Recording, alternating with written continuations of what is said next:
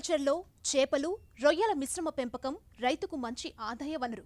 ప్రస్తుతం వనామీ, తెల్ల చేపల పెంపకం అనేక ఒడిదొడుకులు ఎదుర్కొంటుంది. ఈ సమస్యల్ని అధిగమించేందుకు పశ్చిమ గోదావరి జిల్లాకు చెందిన ఓ రైతు పాలికల్చర్ విధానాన్ని అనుసరిస్తున్నారు. అంటే చేపలు, రొయ్యల మిశ్రమ పెంపకం. గతేడాది ఈ పాలికల్చర్ విధానాన్ని అనుసరిస్తూ మంచి ఫలితాలు సాధించిన రైతు పెనుమత్స వెంకట రామరాజు అనుభవాలను ఇప్పుడు చూద్దాం.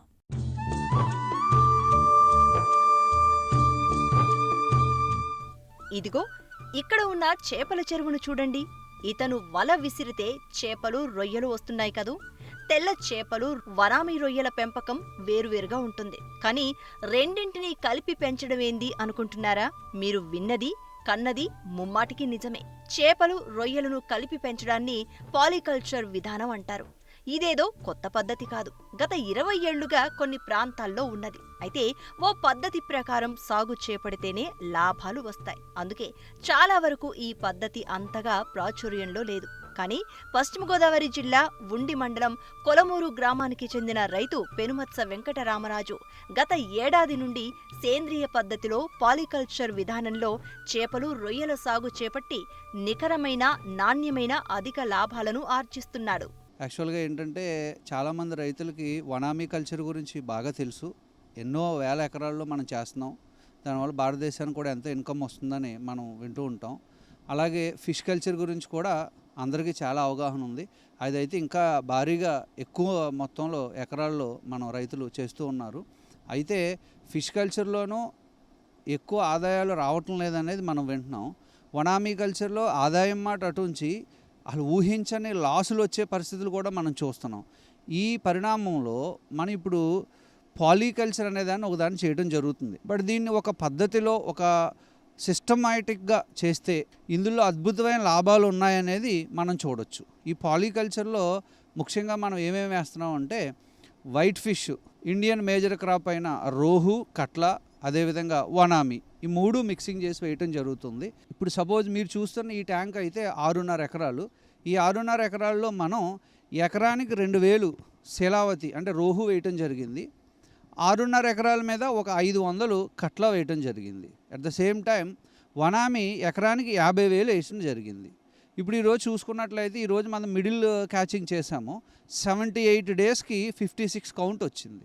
అంటే మన ప్యూర్ వనామీ ఫార్మర్స్ చేసే విధంగానే ఇది కూడా కౌంట్ రావడం అనేది జరుగుతుంది. అట్ ద సేమ్ టైము ఈ సీడ్ వివరాలే కాకుండా మనం ఇంకా ఇన్వెస్ట్మెంట్ విషయంలో చూసుకున్నట్లయితే ప్యూర్ వనామీ వాళ్ళు చేసే కల్చర్తో పోల్చుకుంటే 50% ఇన్వెస్ట్మెంట్ అవుతుంది. ఎందుకంటే మనకు ఫీడ్ కాస్ట్ అందులో 50% రేటుకి ఈరోజు మార్కెట్లో కొన్ని కార్పొరేట్ కంపెనీస్ నుంచి మనకి అవైలబుల్గా ఉంది. ఆ ఫీడ్ కాస్ట్తో పాటుగా ఇంకా మనం ఇచ్చే మినరల్స్ కానీ అదర్ ఎక్స్పెన్సెస్ కానీ చాలా తక్కువ మొత్తంలోనే ఇస్తాం. సో ఈ కల్చర్ని మనం ఎలా చెప్పొచ్చు అంటే లో investment, at the same time investment guarantee ఉంటుంది. అంటే సేఫ్టీ ఇన్వెస్ట్మెంట్ అవుతుంది. At the same time no loss. అసలు మేమైతే దాదాపు సంవత్సరం పైబడి నుంచి కల్చర్ చేస్తున్నాం. ఎక్కడ ఇంతవరకు మాకు పాలికల్చర్లో లాస్ అనేది రాలేదు. ఎప్పుడూ లాభాలతోటే ఉన్నాం. ఈ కల్చరు రైతులు ఎంతోమందికి ఉపయోగపడుతుందని నేను భావిస్తున్నాను. ఇటీవల ఆక్వా సాగు తీవ్ర ఒడిదుడుకులను చవిచూస్తోంది. ఒక పక్క వాతావరణ పరిస్థితులు, మరోపక్క వైట్ స్పాట్ వైరస్తో రైతులు తీవ్రంగా నష్టాలను చవిచూడాల్సి వస్తోంది. అయితే పాలికల్చర్లో, అందులో సేంద్రియంగా సాగు చేస్తే వైరస్ రావడం చాలా తక్కువ అని నిరూపిస్తున్నారు రైతు వెంకట రామరాజు. అంతేకాదు ఫీడింగ్లో చాలా జాగ్రత్తలు తీసుకుంటున్నారు. తెల్ల చేపల పంట కాలంలో వనామీ 2 పంటలు తీస్తూ నికరమైన అధిక లాభాలను ఆర్జిస్తూ తోటి రైతులకు ఆదర్శంగా నిలుస్తున్నారు. ఇప్పుడు మనం ప్యూర్ వనామీ కల్చర్ తీసుకున్నట్లయితే వైట్ స్పాట్ వైరస్ అనేది విపరీతమైన లాసులు తీసుకురావడానికి ముఖ్య కారణం అవుతుంది. అదే మనం పాలికల్చర్ తీసుకున్నట్లయితే మేము 1 year నుంచి పాలికల్చర్ చేస్తున్నాం. వైరస్ అయితే ఇప్పటి వరకు మాకు ఎఫెక్ట్ కాలేదు. ప్యూర్ వనామీ కల్చర్తో పోల్చుకుంటే ఈ పాలికల్చర్లో వైరస్ రావడానికి ఛాన్సెస్ చాలా తక్కువ ఉంటాయి. చాలా తక్కువ. మాకైతే రాలేదు. బట్ కొన్ని ప్రాంతాల్లో అయితే ఎఫెక్ట్ అవుతున్నాయి. చాలా రేర్ కేసెస్లో ఎఫెక్ట్ అవుతున్నాయని చెప్తున్నారు. ఒకవేళ వైరస్ వచ్చిందే అనుకోండి, అయినా కూడా మనం భయపడక్కర్లా. ఏ కౌంట్లో వైరస్ వస్తే ఆ కౌంట్లో దీన్ని మనం హార్వెస్ట్ చేసుకున్నా ఆ లాస్ని కవర్ చేయడానికి మన చెరువులో చేప కూడా ఉంటుంది కాబట్టి అసలు మనం 0 లాస్ తోటి బయటపడే ఛాన్సెసే మనకి ఎక్కువ ఉన్నాయి. ఇకపోతే మనం ఫీడింగ్ విషయానికి తీసుకున్నట్లయితే మనకి మార్కెట్లో రొయ్య వేసిన 30 డేస్ తర్వాత నుంచే కార్పొరేట్ కంపెనీస్ అన్నీ కూడా 1.8 mm సైజులో మంచి ప్రోటీన్స్ తోటి మనకు ఫీడ్ అందిస్తున్నాయి. ఈ 1 month ఫీడింగ్ కొద్దిగా రైతు కొద్దిగా అనుభవంతో కొద్దిగా అవగాహనతో చేసుకున్నట్లయితే సెకండ్ మంత్ స్టార్టింగ్ నుంచి కూడా మనకు మార్కెట్లో ఫీడ్ దొరుకుతుంది. ఈ మధ్యకాలంలో రీసెంట్గా సిపి కంపెనీ వాళ్ళు నుంచి మనకు వచ్చిన ఇన్ఫర్మేషన్ ఏంటంటే ఫస్ట్ 1 monthలో కూడా పాలికల్చర్లో ఉన్న వాళ్ళకి కావలసిన 1.4 mm సైజు ఫీడ్ ఇంట్రడ్యూస్ చేయబోతున్నారు. అది కనుక వచ్చినట్లయితే 11-10 డేస్ నుంచి కూడా అంటే కల్చర్ వేసిన 10 డేస్ నుంచి కూడా మనకు మార్కెట్లో ఈరోజు మనకు ఫీడ్ దొరికినట్టే. అది 1.4 mmతో. అలాగే 1 month అయిన తర్వాత 1.8 mm ఆల్రెడీ డిఫరెంట్ కంపెనీస్ ఉన్నాయి. అవన్నీ కూడా మనం వాడుకోవచ్చు. ఈ ఫస్ట్ 10 డేసు లేదా ఫస్ట్ 1 month ఫీడ్ వేసే మెథడ్స్లో డిఫరెంట్ సిస్టమ్స్ రైతులు ఫాలో అవుతున్నారు. మేము దాన్ని ఒక స్టాండర్డ్ సిస్టమ్ డెవలప్ చేసుకున్నాం. ఎలాగంటే మనకు మార్కెట్లో ప్రోబయోటిక్స్ దొరుకుతున్నాయి. మేమైతే రెట్రాన్ ప్రోబయోటిక్స్ వాడుతున్నాము. అందులో 2 పూట్ల సోయాని ఫెర్మెంట్ చేసి కొడతాం ఫస్ట్ 10 డేస్ సోయా ఫెర్మెంటేషన్ తోటి ఇవ్వటం జరుగుతుంది. ఏది వనామీకి. అలాగే 11 డే నుంచి 30th డే వరకు కూడా 3 times మామూలు మనం పాలికల్చర్ ఫీడ్ ఇస్తూ 1 time సోయా ఫెర్మెంటేషన్ ఇవ్వడం జరుగుతుంది. ఆఫ్టర్ 1 month వాటర్ యొక్క టర్బిడిటీని బట్టి మన ఫెర్మెంటేషన్ ఇవ్వటమా మానేయటం అనేది డిసైడ్ చేసుకుని 1 month నుంచి కూడా 4 feeds మనం ఫీడ్ ఇవ్వడం జరుగుతుంది. ఆ రకంగా రొయ్యకి మనం ఫీడ్ ఇస్తున్నాం. అలాగే ఫిష్కి వచ్చేసరికి డైలీ డిఓబి మన మామూలు ఫిష్ కల్చర్ ఫార్మర్స్ ఇచ్చినట్టే డైలీ డిఓబి ఫీడింగ్ ఇస్తాము. అయితే ఒక్క డిఓబియే కాకుండా అందులో కొంచెం ప్రోటీన్స్ కూడా మిక్స్ చేయడం జరుగుతుంది. ఎందుకంటే పాలికల్చర్లో వనామీ అనేది మనం ఇచ్చే పాలికల్చర్ ఫీడో సోయా ఫెర్మెంటేషనే కాదు, తౌడు తినడానికి కూడా ఇష్టపడుతున్నది. అది పాలికల్చర్ చేసే ప్రతి రైతుకి తెలుసు. సో ఈ వనామీ అనేది తౌడు దగ్గరకు కూడా వెళ్తుంది కాబట్టి దాని గ్రోత్కి ఉపయోగపడాలనే ఉద్దేశంతో ఇటు చేప గ్రోత్కి కూడా ఉపయోగపడే విధంగా మనం ఏం చేస్తున్నామంటే డిఓబితో పాటుగా ప్రోటీన్ కూడా మిక్స్ చేస్తున్నాం. సిపి నుంచి A30 అనే ప్రోటీన్ పౌడర్ని మిక్స్ చేయడం జరుగుతుంది. దానివల్ల ఏం జరుగుతున్నదంటే ఈ రొయ్యి వెళ్ళి ఆ డిఓబితో పాటు మిక్స్ చేసిన ఈ ప్రోటీన్ కూడా తినడం వల్ల అది కూడా 30 ప్రోటీన్ మేము మిక్స్ చేస్తున్నాం. సో ఇంకా మంచి గ్రోత్ రావడానికి మనకు కనిపిస్తుంది. ఈ కల్చర్లో మొదట ఫిష్ వేయాలి ట్యాంకులో. ఫిష్ వేసిన తర్వాత వాటర్ పారామీటర్స్ అవి చెక్ చేసుకుని ఫెర్మెంటేషన్ అది చేసుకుంటూ అవన్నీ అయిన తర్వాత మనం ప్రాన్ అనేది అందులో స్టాకింగ్ చేయడం జరుగుతుంది. ఈ ప్రాన్ స్టాకింగ్ చేసిన తర్వాత నుంచి ఇందాక మనం చెప్పుకున్న ఫీడింగ్ సిస్టమ్స్ అన్నీ కూడా స్టార్ట్ అవుతాయి. ఒక ఫిష్ క్రాప్లో 2 times వనామీ అనేది వేయటం జరుగుతుంది. అంటే మనం వేసిన 3 monthsకి వనామీ హార్వెస్ట్ చేస్తాము. ఒకసారి హార్వెస్ట్ అయిన వెంటనే మళ్ళీ వనామీ వేసేయడం జరుగుతుంది. సో 2 times వనామీ ఒక 6 months తీసుకుంటే 6 to 7 monthsలో మనకు ఫిష్ కూడా హార్వెస్ట్కి వస్తుంది. అంటే రెండోసారి వనామీ హార్వెస్ట్ చేసే టయానికి ఫిష్ కూడా మనకు రెడీగా ఉంటుంది. సో మనం 2000 ఎకరానికి ఫిష్ వేస్తున్నాం కాబట్టి మనకు 2 టన్నులు ఫిష్ తీస్తాం. 2 క్రాపులు అప్పటికి ఆల్రెడీ మనం వనామీ తీసేసి ఉంటాం.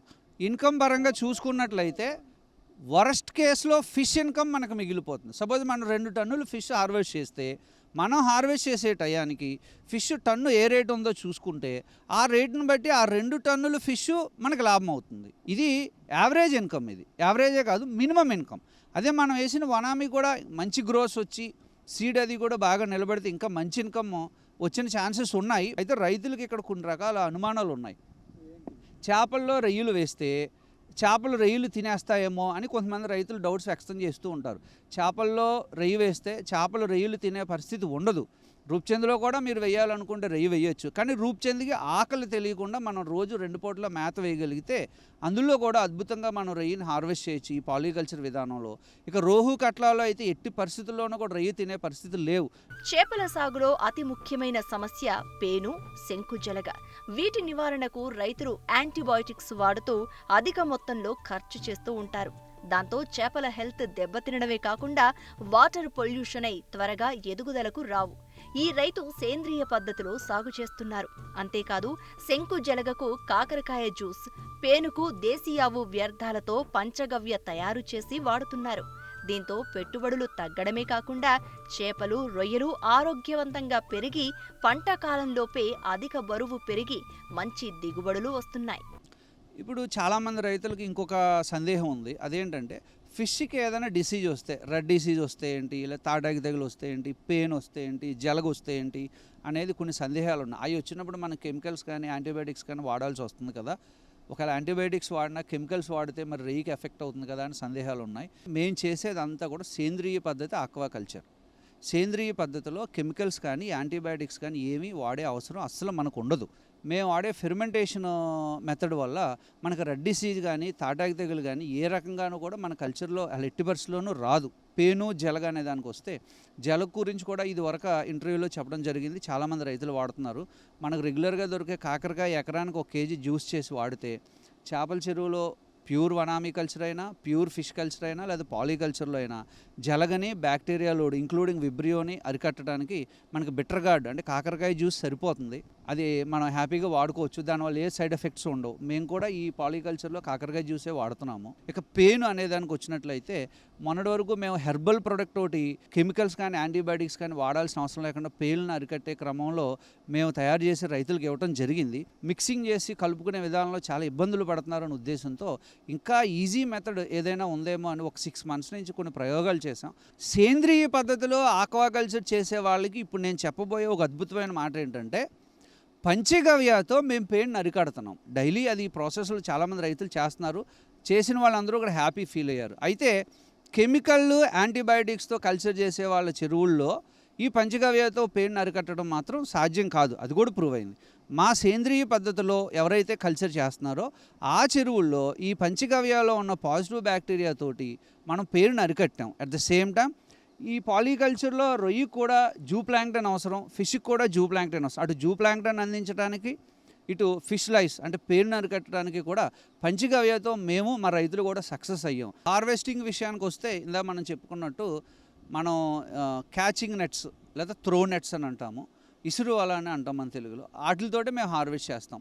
మనం సపోజ్ ఇది 6.5 ఎకరాల చెరువులో మనం ఒక 3 టన్నులు హార్వెస్ట్ చేయాలంటే ఎకరానికి ఒక త్రో నెట్ వాడే మనిషిని మనం పెట్టాల్సి వస్తుంది. అంటే 6 ఎకరాలకి 6గురిని పెడితే కానీ మనం 3 టన్నులు హార్వెస్ట్ చేయలేం.